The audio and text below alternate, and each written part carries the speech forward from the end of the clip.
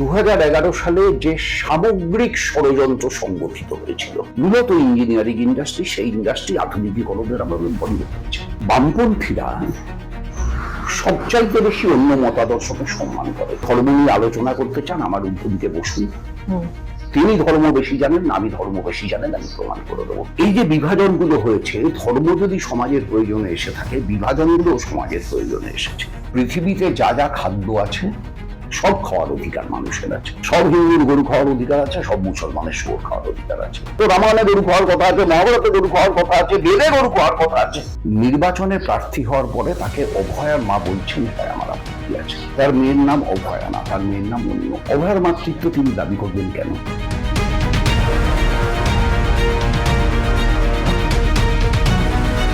দল যারা মাটির মানুষের কথা বলতো, একটা দল যারা শ্রমিক কৃষকের কথা বলতো, শ্রমিক কৃষকের জয়গান গেয়ে 34 বছর ধরে একটা দল যারা বাংলার মসনদে নিজেদের ক্ষমতা বজায় রেখেছিল, কিন্তু হঠাৎ করে কোনো কারণে সাধারণ মানুষ মুখ ফিরিয়ে নিল এবং তারপর ধূলিসাৎ হয়ে গেল সেই দলটা। কেন নতুন করে দাঁড়াতে পারছে না? 15টা বছর কেটে গেছে, এখনো পর্যন্ত কেন মানুষের কাছে গ্রহণযোগ্যতা ফিরে পাচ্ছে না সেই দল? কি রয়েছে ভেতরে গলদ, সেই নিয়ে একাধিক বিস্তারিত আলোচনায় আজকে আমাদের সঙ্গে রয়েছেন প্রবীণ বাম নেতা শ্রী তন্ময় ভট্টাচার্য। আপনাকে স্বাগত জানাই বাংলা স্ফিয়ারে। তন্ময়, প্রথমেই যে বিষয়টা নিয়ে কথা বলছিলাম, যে একটা সময় বামফ্রন্ট মানেই ছিল ক্ষমতা, এবং সাধারণ মানুষ সকলে কিন্তু বামফ্রন্টের যে একাধিপত্যকে একবারে স্বীকার করে নিয়েছিল। সেই 34 বছরের ক্ষমতার থেকে বেরিয়ে যাওয়ার পর আপনারা নিশ্চয়ই নিজেদের ভেতর পর্যালোচনা করেছেন যে কি কারণে মানুষের কাছে এই দলটা গ্রহণযোগ্যতা হারিয়ে ফেলছে, কি উঠে আসলো তার মধ্যে থেকে? আমাদের পর্যালোচনার পরে সেই পর্যালোচনার রিপোর্ট সহ বিস্তারিত পুস্তিকা আকারে প্রকাশ করে পাবলিক ডোমেনে রেখে দেওয়া হয়েছে। আমরা কি বলেছিলাম? আমরা সরকার থেকে চলে গেছি 2011 সালে। 2011 সালে যে সামগ্রিক ষড়যন্ত্র সংগঠিত হয়েছিল, আপনার খেয়ালে থাকবে আমেরিকা থেকে হিলারি ক্লিন্টন এসেছিলেন মমতা ব্যানার্জির সঙ্গে দেখা করতে।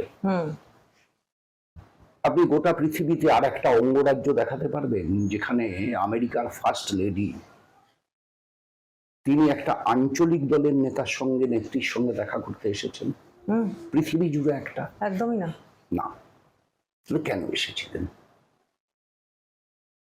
একটা রামধনু জোট তৈরি হয়েছিল, তাতে তৃণমূল ছিল, তাতে কংগ্রেস ছিল, তাতে এসইউসি ছিল, তাতে মাওবাদী ছিল, তাতে তথাকথিত পরিবর্তনপন্থী বুদ্ধিজীবী দল ছিল, যাদের অনেকে আজকে মোহভঙ্গের কারণে এই সরকারকে আর সহ্য করতে পারছেন না। এবং তার সঙ্গে সমস্ত প্রতিক্রিয়াশীল শক্তি, সমস্ত সাম্প্রদায়িক শক্তি এক হয়েছিল। কেন? এই কেনর মধ্যে লুকিয়ে আছে উত্তরটা। 1977 যখন আমরা সরকার পরিচালনার দায়িত্বে আসি, আমি ক্ষমতা শব্দটা ব্যবহার করি না, তখন পশ্চিমবাংলায় দারিদ্র সীমার নিচে ছিল 100 জনে 61 জন মানুষ। আমরা যখন চলে যাই তখন সেটা শূন্য হয়নি, কিন্তু কমে 18 হয়েছিল। আমরা যখন সরকার পরিচালনার দায়িত্ব নিই তখন পশ্চিমবাংলায় 6 থেকে 9 বছরের ছেলে মেয়েদের 100 জনের 84 জন স্কুলে যেত, 16 জন যেত না। এই 100 জনের 16 জন যেত, 84 জন যেত না। আমরা যখন দায়িত্ব থেকে চলে যাই তখন 98.2 জন ছেলে মেয়ে স্কুলে এসেছিল, 100 জনকে পারিনি। আমাদের 34 বছরে বাংলায় কোনো দাঙ্গা হয়নি। আমাদের 34 বছরে আপনি খেয়াল করলে দেখবেন কৃষিতে পশ্চাৎপদ, আমদানির উপর নির্ভরশীল রাজ্যটা খাদ্যে স্বয়ংসম্পূর্ণ হয়েছিল। চাল উৎপাদনে আমরা প্রথম ছিলাম বরাবর, আজকে আবার তৃতীয় নেমে গেছি। পশ্চিমবাংলায় অজস্র নতুন নতুন শিক্ষা প্রতিষ্ঠান, অজস্র নতুন নতুন কলেজ, 12টা নতুন বিশ্ববিদ্যালয় তৈরি হয়েছিল। এখন 8200 স্কুল বন্ধ হয়ে গেছে।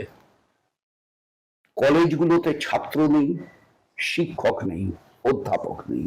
এই যে বামফ্রন্টের আমলে পশ্চিমবাংলা প্রধানত ভূমি সংস্কার, বর্গা অপারেশন এবং একটা সময়ের পর থেকে শিল্পোদ্যোগটা ৭৭ সালেই ছিল না, সম্ভবও ছিল না, কারণ তখন আমরা বিদ্যুৎ ঘাটতির রাজ্য, কে আসবে শিল্প করতে? আমরা যখন এলাম তখন বিদ্যুৎ উৎপাদন হতো কত? 1500 মেগাওয়াটের কাছাকাছি। আমরা যখন গেলাম বিদ্যুৎ উৎপাদন হলো 16,000 মেগাওয়াটের বেশি। বামফ্রন্ট মানে তো বক্রেশ্বর তাপ বিদ্যুৎ, বামফ্রন্ট মানে তো কোলাঘাট তাপ বিদ্যুৎ, বামফ্রন্ট মানে তো মেজিয়া তাপ বিদ্যুৎ, বামফ্রন্ট মানে তো টিটাগড় তাপ বিদ্যুৎ, আরো অনেক নাম বলতে পারি, বলছি না। আবার উল্টো দিকে বৈজ্ঞানিক কারণে পুরনো যে ইন্ডাস্ট্রি, মূলত ইঞ্জিনিয়ারিং ইন্ডাস্ট্রি, সেই ইন্ডাস্ট্রি আধুনিকীকরণের অভাবে বন্ধ হয়েছে। এই জায়গায় দাঁড়িয়ে নতুন বুনিয়াদী শিল্প প্রতিষ্ঠা করার সময় সেই ভাবনা 1994 থেকে চালু হলো। নতুন শিল্পনীতি আনলেন জ্যোতি বোস। সেই শিল্পনীতি অনুযায়ী তারপর থেকে শিল্পের দরজা খুলতে লাগলো এই রাজ্যে। 2011 সাল ছিল হচ্ছে বামফ্রন্টের কাছে টেক অফ টাইম। এই টেক অফ টাইমে তুমি যদি আটকে দিতে না পারো, রানের মধ্যে যদি ভেঙে দিতে না পারো এরোপ্লেনটাকে, তাহলে ওটা আকাশে উঠে যাবে, পা থাকবে মাটিতে, মাথা তুলবো আকাশে।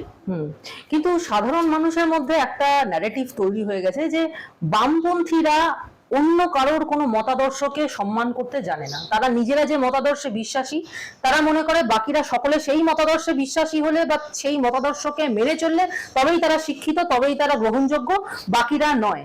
বাকিরা যদি সেই মতাদর্শের থেকে ডিফারেন্ট কিছু মতাদর্শকে সম্মান করে বা মেনে চলে, তাহলে সেক্ষেত্রে তারা মনুষ্য পদবাচ্য নয়, শিক্ষিত নয়। এই ন্যারেটিভটা সাধারণ মানুষের মধ্যে তাহলে তৈরি হলো কি করে? সবচাইতে বড় ভুল হচ্ছে এটা, অন্যকে সম্মান না করা। যে ধরো আমাদের একটা মতাদর্শ আছে, বামপন্থীরা সবচাইতে বেশি অন্য মতাদর্শকে সম্মান করে। বামপন্থীদের চাইতে বেশি কেউ অন্যের মতাদর্শ জানে না। আমি বিজেপির যে কোনো নেতাকে চ্যালেঞ্জ করছি, তারা যদি ধর্ম নিয়ে আলোচনা করতে চান আমার উল্টো দিকে বসুন, তিনি ধর্ম বেশি জানেন না আমি ধর্ম বেশি জানেন, আমি প্রমাণ করে দেবো। এবং আমি এটা বিশ্বাস করি যে ধর্মকে মানুষ এনেছে তার প্রয়োজনে, অপ্রয়োজনে না। তাহলে বলতে চাইছেন যে বামপন্থা আর ধর্ম পাশাপাশি চলে? দাঁড়াও, কিন্তু আজকে যদি আমি তোমার গলার হারটা ছিনতাই করে নিই, তুমি ধর্মের কাছে যাবে না, তুমি বড়নগর থানায় যাবে। তাহলে আজকের যুগে তোমার ধর্ম গলার হারটা ছিনতাই করার জন্য ধর্মের কাছে আত্মসমর্পণের প্রয়োজন নেই, আইনের কাছে আত্মসমর্পণের প্রয়োজন আছে। তাহলে ধর্ম সে সময়ের সাথে সাথে পরিবর্তিত হয়েছে, পরিবর্ধিত হয়েছে। ইসলাম শিয়াতে সুন্নিতে ভাগ হয়েছে, খ্রিস্টান প্রোটেস্ট্যান্টে ক্যাথলিকে ভাগ হয়েছে, বুদ্ধ সহজপন্থা তন্ত্র ভাগ হয়েছে, হিন্দু ব্রাহ্মণ ক্ষত্রিয় বৈশ্য শূদ্রে ভাগ হয়েছে, অতিশূদ্র এসেছে, শাক্ত এসেছে, বৈষ্ণব এসেছে। এই যে বিভাজনগুলো হয়েছে, ধর্ম যদি সমাজের প্রয়োজনে এসে থাকে, বিভাজনগুলো সমাজের প্রয়োজনে এসেছে। এবার প্রশ্ন হচ্ছে, আজকের দিনে যখন বিজ্ঞান প্রযুক্তি এতটা এগিয়েছে, তখন তুমি অব্রাহ্মণ আমি ব্রাহ্মণ বলে আমি আর তুমি এক থালায় খাবো না, এই ধর্মবোধটা কোনো কার্যকর হতে পারে? তুমি অব্রাহ্মণ, তুমি নমশূদ্র আর আমি ব্রাহ্মণ বলে তুমি যে পাত্রে জল খেয়েছো আমি সে পাত্রে জল খাবো না, এটা আজকের দিনের জন্য কোনো সঠিক সিদ্ধান্ত হতে পারে? গ্রহণযোগ্য নয় না তো। তাহলে ধর্মকে আপডেটেড হতে হবে। কিন্তু একটা সময় পর্যন্ত ধর্ম নিজেকে আপডেট করেছে, একদম করেনি এমন না। সমস্ত ধর্মের ইতিহাস ঘাটলে তাই পাওয়া যায়। কিন্তু তারপরে এসে ধর্ম যে মুহূর্ত থেকে প্রতিষ্ঠান হয়ে গেল, ইনস্টিটিউশন হয়ে গেল, তখন আর ধর্ম ধর্ম থাকলো না। বিজেপি সবসময় একটা কথা বলে আসে বা সকলেই বলে যে আপনারা নাকি ভীষণভাবে মুসলিম তোষণ করেন এবং হিন্দুদেরকে অপোজ করে থাকেন। এবং এই কারণেই নাকি যখন বিকাশ রঞ্জন ভট্টাচার্য এই একেবারে সম্মুখে দাঁড়িয়ে চৌরঙ্গিতে দাঁড়িয়ে তিনি গরুর মাংস বিফ খেয়েছিলেন, কিন্তু তিনি মানে কোনোদিনই মোহাম্মদ সেলিমকে কিন্তু শুয়োরের মাংস খাওয়াতে পারেননি। এই বিষয়টা নিয়ে প্রচুর বিতর্ক হয়েছে, প্রচুর জায়গায় আমরা এই বিতর্কের মানে উত্থাপনের কথা শুনেছি। এই নিয়ে যদি আপনাকে আমরা জিজ্ঞাসা করি, আপনি কি উত্তর দেবেন? আমার উত্তর খুব সহজ। পৃথিবীতে যা যা খাদ্য আছে সব খাওয়ার অধিকার মানুষের আছে। সব হিন্দুর গরু খাওয়ার অধিকার আছে, সব মুসলমানের শুয়োর খাওয়ার অধিকার আছে। আমি কি খাবো না খাবো আমি ঠিক করবো, সেটা আমার স্বাধীনতা। আমি কি খাবো তুমি ঠিক করে দেবে না, তুমি কি খাবে আমি ঠিক করে দেবো না। কিন্তু খাদ্য বস্তু বলতে পৃথিবীতে যা যা পাওয়া যায় তা খাওয়ার অধিকার সব মানুষের আছে, এবং এককালে সব মানুষ খেত। মানুষ তো বড় হয়েছে পশু মাংস খেয়ে। আরে কোন পশুর মাংস খাবে? বাঘের, সিংহের, অন্যাদের? তারই মাংস করে যাকে মানুষ ধরতে পারে, যাকে মানুষ মারতে পারে। সবচাইতে সহজ ছিল কাকে ধরা? গরু। গোটা পৃথিবীর সব মানুষ গরু খেত। রামায়ণে গরু খাওয়ার কথা আছে, মহাভারতে গরু খাওয়ার কথা আছে, বেদে গরু খাওয়ার কথা আছে। কে চ্যালেঞ্জ করবে? কোন বিজেপি আসবে চ্যালেঞ্জ করতে? আবার ইসলাম ধর্ম হযরত মুহাম্মদের আগে সব মুসলমান শুয়োর খেত, যারা পরে মুসলমান হয়েছে, কারণ সেটা খাদ্য ছিল। ফলে খাদ্য মানুষ খেয়েছে, নিয়ে বিতর্ক করে কি লাভ আছে? 2026-এর ভোটের আঁচ এখন ভালো রকম পোহানো যাচ্ছে। সমস্ত যে পার্টিগুলো রয়েছে তারা নিজেদের একের পর এক সমস্ত ইস্তেহার প্রকাশ করছে, তারা নিজেদের ভোটার যে তালিকা প্রকাশ করছে, কারা ভোটে দাঁড়াবেন প্রার্থী তালিকা প্রকাশ করছে। এবং সেখানে দাঁড়িয়ে আপনাদেরকে আমরা দেখছি যে আইএসএফ এর সঙ্গে আপনারা একটা জোটবদ্ধ হলেন, বা সেরকমই একটা পরিস্থিতি তৈরি হলো। এবং দেখা গেল এক সময় আপনাদের জোট সঙ্গী যে ছিল অর্থাৎ কংগ্রেস, তারা আলাদা করে পুরো প্রার্থী দিয়ে দিল। তাহলে আজকে কি কংগ্রেসের সাথে সেই বনিবনাটা আর নেই আগের মতো? খুব স্বাভাবিক নেই। 2011 সালে তো কংগ্রেস তৃণমূলের জোট সঙ্গী ছিল। 2016 সালে আমাদের সঙ্গে কংগ্রেসের আসন সমঝোতা হয়েছিল, জোট না। জোট এবং আসন সমঝোতা রাজনীতিতে দুটো সমার্থক শব্দ না। 2016-তে কংগ্রেসের সঙ্গে আমাদের আসন সমঝোতা হয়েছে, 2021-এও হয়েছে, 2026-এ এসেও আমরা চেয়েছিলাম। আমাদের কথাটা খুব স্পষ্ট ছিল, বিজেপি তৃণমূলকে হারাতে চায় এমন সমস্ত শক্তি এক হয়ে লড়ুক। আমরা আমাদের স্ট্যান্ড থেকে সরিনি। যারা বিজেপিকে হারাতে চায়, তৃণমূলকে হারাতে চায়, তারা সকলকে নিয়ে আমরা লড়তে চেয়েছি। তো যে বিষয়টা নিয়ে কিন্তু সোশ্যাল মিডিয়া প্রায় দুটো ভাগে ভাগ হয়ে গেছে, সেটা হচ্ছে অভয়ার মৃত্যু এবং তামান্নার মৃত্যু। এবার বক্তব্য হচ্ছে যে বামফ্রন্টের যে সমস্ত যুব নেতারা রয়েছেন বা বিভিন্ন বামফ্রন্টের মানে বাম মনোভাবাপন্ন যারা মানুষরা রয়েছেন, তারা অভয়ার মাকে যাচ্ছে তাই করে বলছেন, যাচ্ছে তাই করে বিধছেন একজন সন্তানহারা মাকে। দুটো ভাগ হয়ে গেছে পুরো সোশ্যাল মিডিয়া, সাধারণ জনমানুষ। তাদের বক্তব্য যে আজকে অভয়ার মা যদি বামেদের হয়ে ভোটে দাঁড়াতেন, তাহলে তিনি আজকে এই রোষের মুখে পড়তেন না, যেমন পড়ছেন না তামান্নার মা।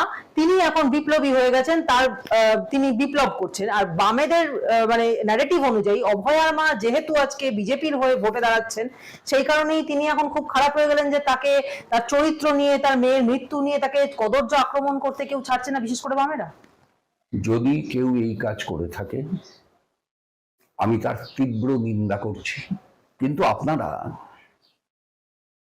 নির্বাচনে প্রার্থী হওয়ার পরে তাকে অভয়ার মা বলছেন, এটাই আমার আপত্তি আছে।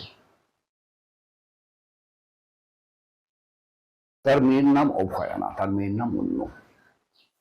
আইনগত ভাবে নামটা বলা যাবে না বলে বলছি না। অভয়া হচ্ছে আপনার মেয়ে, অভয়া আমার মেয়ে। অভয়া নামটা দিয়েছে বাংলার সমাজ। অভয়ার মাতৃত্ব তিনি দাবি করবেন কেন? তিনি আরজি করে যে মেয়েটি ডাক্তার মারা গেছে ধর্ষিতা হয়ে, সেই মেয়েটির বায়োলজিক্যাল মাদার নিয়ে কোনো সন্দেহ নেই। কিন্তু সেই মেয়েটি কি তার মেয়ে? সেই মেয়েটি আজকে গোটা বাংলার মেয়ে, গোটা দেশের মেয়ে, বিশ্বেরও বিভিন্ন জায়গার মানুষ সেই মেয়েটার জন্য রাস্তায় নেমেছে।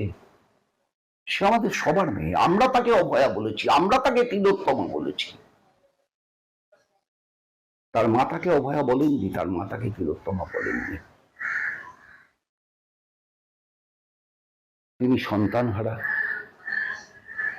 সন্তানহারা এবং একটিমাত্র সন্তান। সন্তান হারানোর বেদনা, এর চাইতে বড় বেদনা মানুষের জীবনে কিচ্ছু আসতে পারে না। কিন্তু তিনি বিজেপির প্রার্থী হলেন। আচ্ছা, বিজেপি কি হাথরসে মনীষা বাল্মীকির বিচার দিয়েছে? বিজেপি কি মণিপুরে নগ্ন করে যে মেয়েটিকে হাঁটিয়েছিল তার বিচার দিয়েছে? বিজেপি কি উন্নাওতে যে মেয়েটি ধর্ষিতা তার বিচার দিয়েছে? কাঠুয়ার ওই যে 8 বছরের মেয়েটা মাস রেপ হয়ে মারা গেল তার বিচার দিয়েছে? বিজেপি শাসিত রাজ্যগুলো থেকে সবচাইতে বেশি মেয়ে পাচার হয়। ভারতবর্ষে প্রতি 6 সেকেন্ডে একজন করে মেয়ে, মহিলা, শিশু, নারী নির্যাতিতা হয়। কোথায় বিচার? তারা বিজেপির কাছ থেকে এই ঘটনার বিচার প্রত্যাশা করলো। এই পরস্পর বিরোধিতাটাই আমাদের আপত্তি। আবার বলছি, শ্রীমতী রত্না দেবনাথ সন্তান হারা মা, তার এই বেদনা আমরা জীবনে কমাতে পারবো না। কিন্তু বাংলার অজস্র মা, বোন, মেয়ে যারা ধর্ষিতা হচ্ছেন, অত্যাচারিতা হচ্ছেন, নিগৃহীতা হচ্ছেন, তাদের লড়াইটা আমরা লড়ে যাচ্ছি, লড়ে যাব। একটা বিষয় যেটা রাজনৈতিক নয়, অরাজনৈতিক একটা বিষয় নিয়ে গণ অভ্যুত্থান এইরকম ভাবে, সেটা একটা মারাত্মক ভাবে রাজনৈতিক ফায়দা দিতে পারতো, যে ফায়দাটা তৃণমূলও তুলতে চেয়েছে, বিজেপিও তুলতে চেয়েছে, সিপিএমও তুলতে চেয়েছে। শুধু শেষবার বিজেপি সেই ফায়দাটা তুলতে পারলো, সিপিএম পারলো না। এটা তো একটা খারাপ লাগা থাকতেই পারে। আর.জি. কর হাসপাতাল সহ আমাদের গোটা স্বাস্থ্য ব্যবস্থাটাকে যে দুর্নীতির পাকচক্রে নিমজ্জিত করা হয়েছে, যে অবিচার অনাচার এই স্বাস্থ্য ক্ষেত্রগুলোতে চলছে, এটা রাজনৈতিক সিদ্ধান্তে চলছে, অরাজনৈতিক সিদ্ধান্তে না। কেন মুখ্যমন্ত্রী পারলেন না স্বাস্থ্য সচিবকে সরাতে?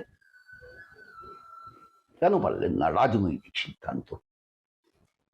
কেন মুখ্যমন্ত্রী আর.জি. করের দিলেন সুপার সন্দীপ ঘোষ, তাকে অন্য আরেকটা হাসপাতালে সুপার করে পাঠালেন? রাজনৈতিক সিদ্ধান্ত, অরাজনৈতিক না। মেয়েটা কি করেছিল? এই সুপারের যাবতীয় দুর্নীতি, মর্গে থাকা ডেড বডির সঙ্গে পর্নোগ্রাফিক ফিল্ম তুলে তার ব্যবসা করা, ডেড বডির অঙ্গ প্রত্যঙ্গ পাচার করা, আর.জি. কর হাসপাতালে স্যালাইন থেকে শুরু করে সমস্ত কিছু, ওষুধ, মেডিকেল ইকুইপমেন্টস যে পরিমাণে সাপ্লাই হওয়ার কথা তার চাইতে কম সাপ্লাই হচ্ছে। সরকারের থেকে বিল পেমেন্ট হচ্ছে, মাল অন্য জায়গায় চলে যাচ্ছে, অথবা বাজারে বিক্রি হচ্ছে, অথবা আসছেই না। সেই টাকা দুর্নীতির ঘরে চলে যাচ্ছে, তারপর 25-75 ভাগ হচ্ছে। তো অরাজনীতি, সবকটা রাজনৈতিক। এবং সেই রাতে সেখানে লকেট চট্টোপাধ্যায়, সজল ঘোষ, কৌস্তব বাগচি তারাও ছিলেন। তারা ছিলেন, কিন্তু তারা গাড়ি আটকাননি। তারাও গাড়ি আটকেছেন, এমন ভিডিও, এমন প্রমাণ আছে আমাদের কাছে, সেটা আমরা দেখাতে পারি। মীনাক্ষীরা গাড়ি আটকানোর পরে তারা মুখ দেখাতে এসেছিলেন। প্রথম যখন গাড়ি আটকানো হয় তারা কেউ ছিলেন না, সে ভিডিও আপনি দেখাতে পারবেন না। প্রথম যখন গাড়ি আটকানো হয় তারা কেউ ছিলেন না, সে ভিডিও আপনি দেখাতে পারবেন না। তাহলে আপনি কি এই যে শতরূপ ঘোষ যে একটা বক্তব্য রেখেছেন, তিনি বলেছেন যে আজকে যদি মীনাক্ষীরা সেদিন গাড়ি না আটকাতো, তাহলে পরে আজও জানতেন যে আর.জি. করের অভয়া তিনি আত্মহত্যা করেছেন, তার সত্যিটা সামনে আসতো না? এর সঙ্গে আপনি সহমত? আমি কেন, আপনিও তো সহমত। আপনি বলুন না, যদি না হতো তাহলে আপনি জানতেন? আমি যদি আপনাকে ঘুরিয়ে প্রশ্নটা করি, পশ্চিমবাংলার যে কোনো মানুষকে যদি আমি ঘুরিয়ে প্রশ্নটা করি, আপনি কি, যদি এটা মীনাক্ষীরা না করতো আপনি কি জানতেন? জানতেন না তো। Fact is fact. দেখুন, ফ্যাক্টের সাথে ঝগড়া হয় না, ফ্যাক্টটা ফ্যাক্টই থাকে। অষ্টম বামফ্রন্ট সরকার গঠন হওয়ার স্বপ্ন কি এখনো দেখেন? তার কারণ এবছর 2026-এর যে আপনাদের প্রার্থী তালিকা, তাতে অনেক নতুন মুখ, অনেক নতুন নাম, ইয়াং ব্লাড তাদেরকে আমরা দেখতে পাচ্ছি এবং তারা যথেষ্ট যোগ্য বলেই আমরা মনে করি। তাহলে সেক্ষেত্রে কি আপনারা এখনো সেই অষ্টম বামফ্রন্ট সরকারের স্বপ্ন দেখেন? দেখুন, স্বপ্ন দেখার সাহস করো, স্বপ্ন ছাড়া মানুষ বাঁচতে পারে না। সরকার আমাদের টার্গেট না, আমাদের টার্গেট সমাজ পরিবর্তন। সমাজ পরিবর্তনের লড়াইয়ের একটা পর্যায়ে যদি মানুষ আমাদের সরকার চালানোর দায়িত্ব দেন, আমরা সরকার চালাবো। মানুষ ঠিক করবেন। আমাদের কিংবদন্তি নেতা প্রয়াত জ্যোতি বসু বারবার বলতেন, মানুষের কাছে যাও, যা করতে পেরেছো বলো, যা করতে পারোনি তাও বলো। মানুষ বিচারক, মানুষই বিচার করেন, মানুষ বিচার করুন। ছাইবাড়ি হত্যা থেকে শুরু করে অভয়া, সমস্ত বিষয় নিয়ে পুঙ্খানুপুঙ্খ আলোচনা করলেন আমাদের সঙ্গে শ্রী তন্ময় ভট্টাচার্য, এবং আমরা এর পরেও এই ধরনের একাধিক এপিসোড নিয়ে আপনাদের সামনে আসতে চলেছি। ক্যামেরায় রাজ ঘোষালের সঙ্গে অনন্যা মজুমদারের রিপোর্ট। নজর রাখুন বাংলা স্ফিয়ারে।